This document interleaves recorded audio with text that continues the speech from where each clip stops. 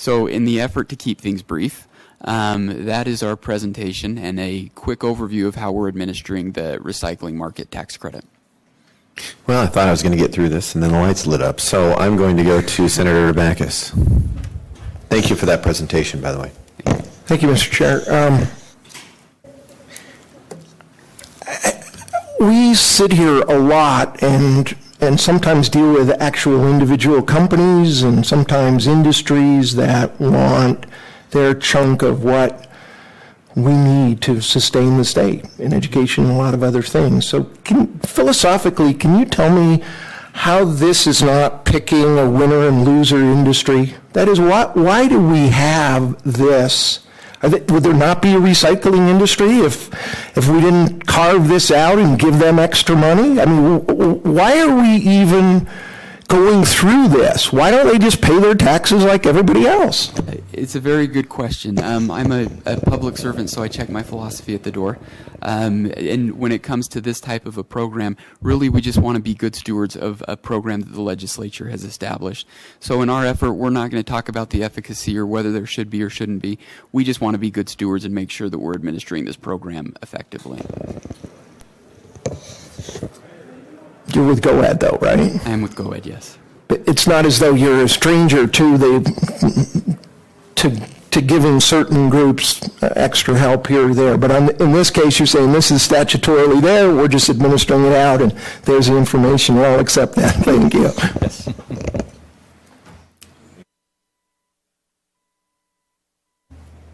Representative Briscoe.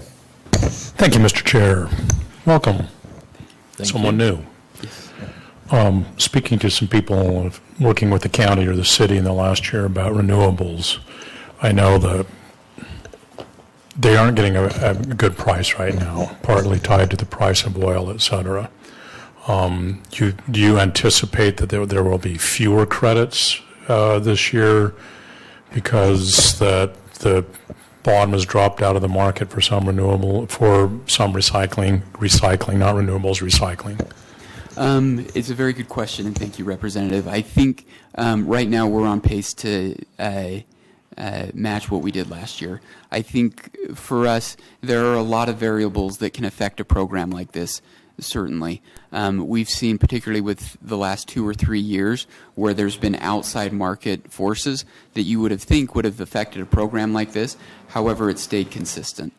So right now, I would say we're probably on track to do what we did last year, is my honest, objective opinion. And until we see something that really does have a significant impact, I would say we're probably on track to match what we've matched the last couple of years.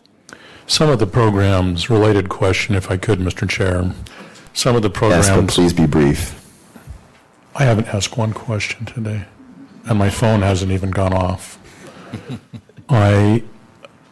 Some of the programs GOED administers require salaries to match to head an average or above an average in the county. Yeah. I don't think that's required in this program. No. But I'm just wondering off the top of your head if you know what the salaries paid to people working in recycling industries, how they look compared to other people in the county or area in which it's located. A very good question. I want to make a good delineation because I think it's a very fair question. The recycling industry in and of itself is very separate from what we're talking about here. This could be businesses that are in any diverse industry, and they're just choosing to bring in recycling equipment into their plant. And so it's not necessarily affecting that industry. We're looking more at the business that uses the program as opposed to the recycling industry itself. And I don't know if that answers your question or not, but off the top of my head, I'm not real familiar with recycling wages. Something we can follow up offline. Thank you very much. Of course. Thank you, Representative Briscoe. Representative Peterson. Thank you, Mr. Chair. You mentioned that you checked your philosophy at the door, which is great, but I do assume that this tax credit had some sort of purpose or intent or mission to accomplish. Is that a reasonable assumption? Yes, very much so. What was that intent or purpose of this credit?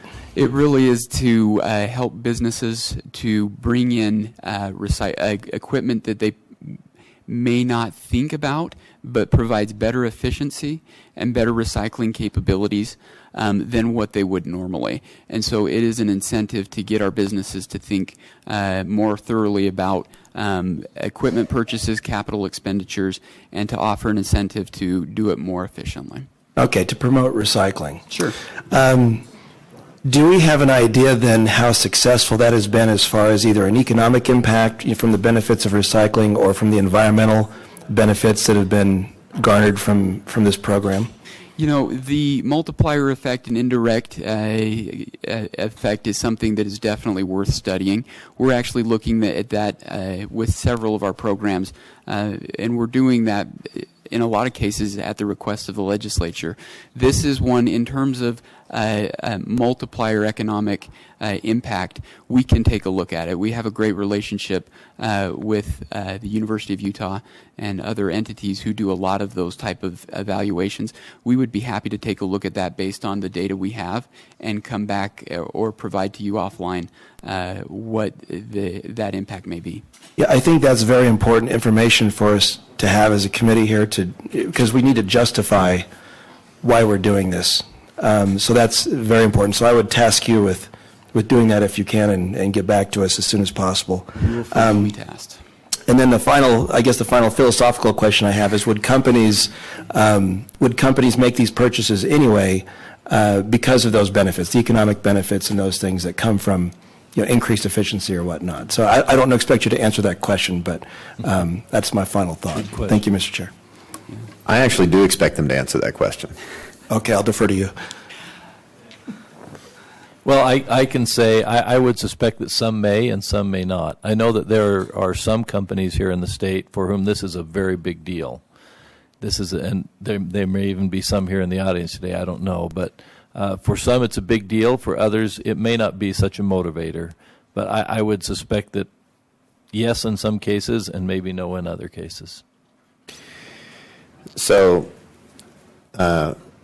Mr. Hale, you're not used to our committee, so I'll be,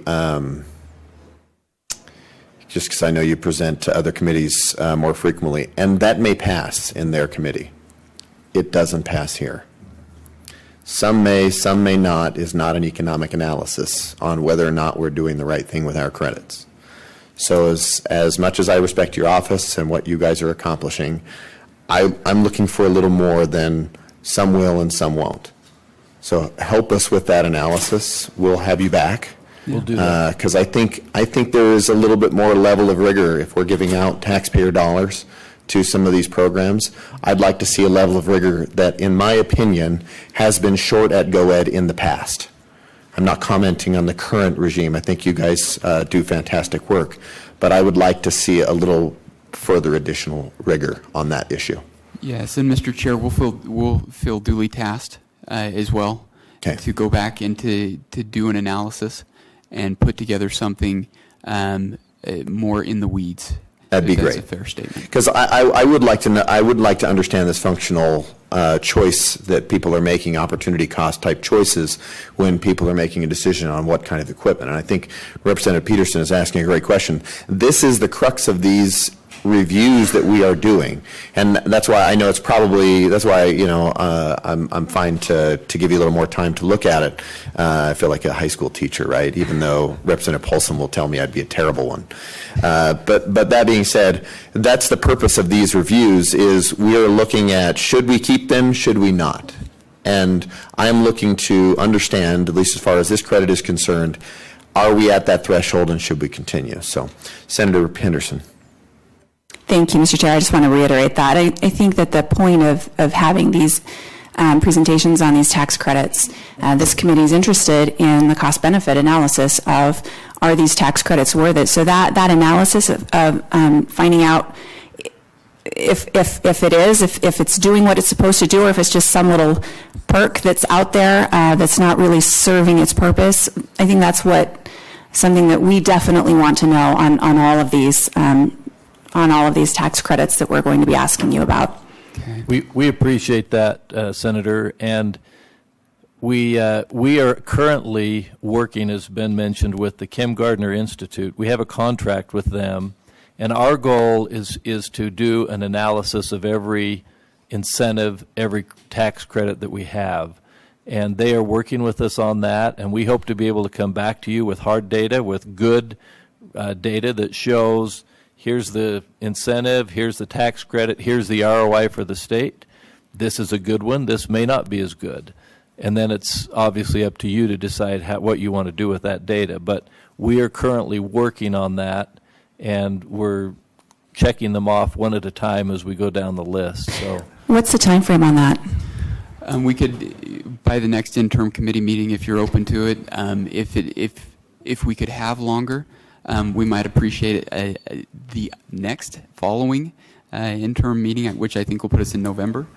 Which is getting crowded. Which is getting crowded. That agenda. But if you prefer next time, we can try. We'll get with you, and we'll determine which one it will fit better on. But we would love to see that. That would be a really useful piece of information for us. And I would imagine that, hopefully we'll see that there are some that work and there are some that don't. I mean, hopefully it's not all roses and cotton candy. I imagine that it won't be. I imagine that it will be good, solid information.